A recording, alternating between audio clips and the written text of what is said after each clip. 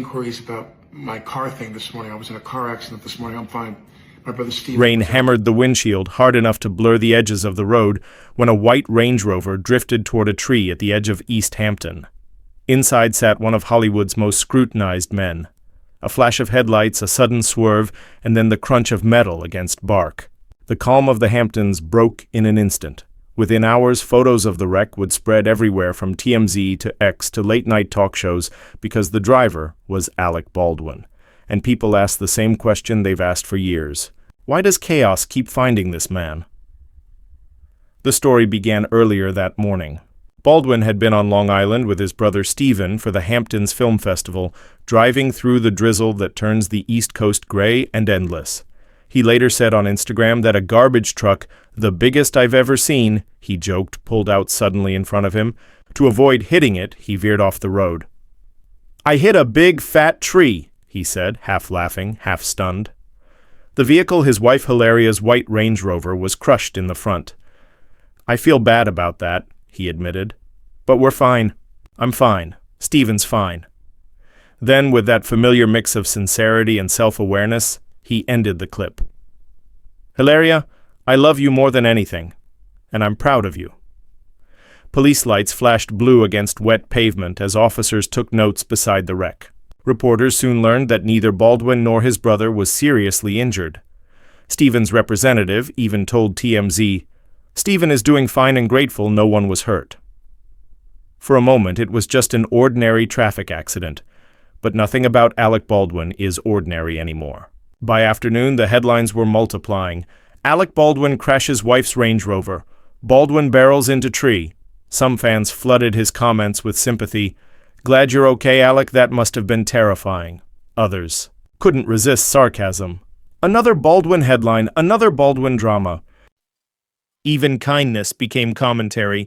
One post read, "At least he didn't hurt anyone this time." It was meant as relief, but it landed like a reminder of everything that had come before, because the shadow of Russ still looms. Back in 2021, on the set of that western in New Mexico, a prop weapon discharged, and cinematographer Helena Hutchins was fatally injured. The tragedy sent shockwaves through the industry. Investigations, lawsuits, and endless speculation followed. Baldwin was later acquitted of manslaughter and legally cleared of wrongdoing, but the public verdict was slower to arrive.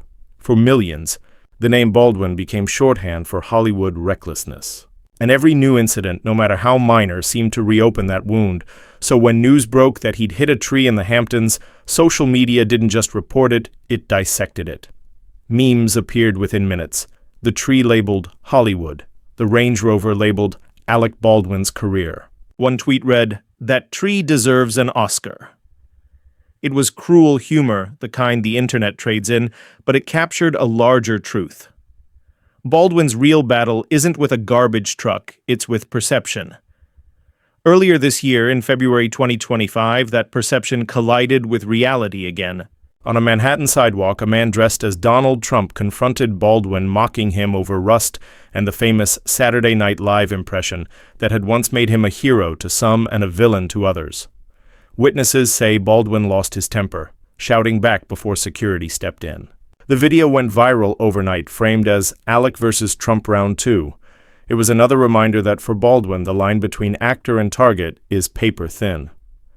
A month later, attorney Gloria Allred, the Hutchins family's lawyer, criticized him publicly, accusing him of celebrating his family life on his TLC reality show The Baldwins, while ignoring the pain of the family who lost their daughter. Her statement reignited debate about whether Baldwin should be forgiven, or if forgiveness even matters in a culture addicted to outrage. Then came the crash. Rain, a truck, a split-second decision, and another storm of headlines. TMZ obtained photos showing police examining the wreck in the pouring rain. The garbage truck company quickly told reporters its driver wasn't at fault. The tabloids ran side-by-side images, Baldwin drenched in rain beside the mangled SUV, and old photos from Rust. The subtext was clear: the man can't escape his past. But scroll past the cynicism, and you'll find a quieter story buried in the comment sections. Fans who grew up watching 30 Rock and Beetlejuice wrote that they still loved him. Others mentioned his long marriage, his 7 kids, his public attempts at therapy, and accountability. One comment stood out: Maybe the crash saved him. Maybe it reminded him what actually matters. Because amid all the noise, Baldwin's Instagram video wasn't defensive, it was almost tender. His voice shook slightly as he thanked whoever might be listening, then addressed Hilaria directly. "I love you more than anything." No Hollywood polish, no media training, just exhaustion and gratitude. For a man known for volcanic temper and political rants, the moment felt disarmingly human. Still, vulnerability doesn't erase reputation. Late-night hosts joked about Alec's bad driving streak. Paparazzi camped outside his Hamptons home for the perfect post-crash photo. Every move he made, grocery runs, dog walks, school drop-offs, became a litmus test of guilt, humility, or arrogance. Fame, once a shield, had turned into glass. And maybe that's what this whole episode reveals. How fame magnifies fragility. Any ordinary person could hit a tree, file insurance, and move on. But for Alec Baldwin, every fender bender becomes a referendum on morality. Every apology becomes evidence of guilt or proof of grace, depending on who's watching. Hollywood insiders say Baldwin's team urged him to stay quiet, but he posted anyway, because silence, for him, only feeds speculation. Over the years, he's learned that the only way to take control of the story is to tell it himself, flawed, emotional, sometimes too fast for comfort. And that instinct, ironically, keeps him both loved and hated. He refuses to disappear. Look closer at the timing. The Hamptons Film Festival that weekend was supposed to mark a small comeback and indie project screening, a Q&A about resilience in art. Instead, it turned into a metaphor for collision. Cameras meant for red carpets ended up filming crumpled metal under gray skies. Yet, in a strange way, the crash overshadowed his controversies with something simpler: human frailty. For years, Alec Baldwin has lived under a kind of permanent spotlight, a mix of fascination and fatigue. His name trends for everything except acting: altercations with photographers, voicemail scandals, political feuds. But beneath that tabloid caricature is a man in his mid-60s with 7 young children, still trying to balance career and chaos. When he told Hilaria, "I'm proud of you," it wasn't performative. It was gratitude from someone who knows how fragile normal life can be. The footage of the accident scene shows police tape fluttering in the wind, rain soaking the asphalt. Baldwin standing off to the side in a black jacket, head slightly bowed. Not arrogance, maybe just disbelief. The tree didn't move. The car's hood curled upward like paper, but he walked away. Again. That's the image that lingered. Survival, not scandal.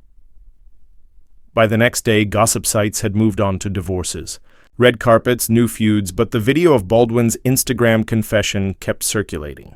Fans replayed it not for drama, but for tone. There's something magnetic about seeing a celebrity drop the armor. No handlers, no spin, just a man admitting he messed up and he's grateful to still be standing.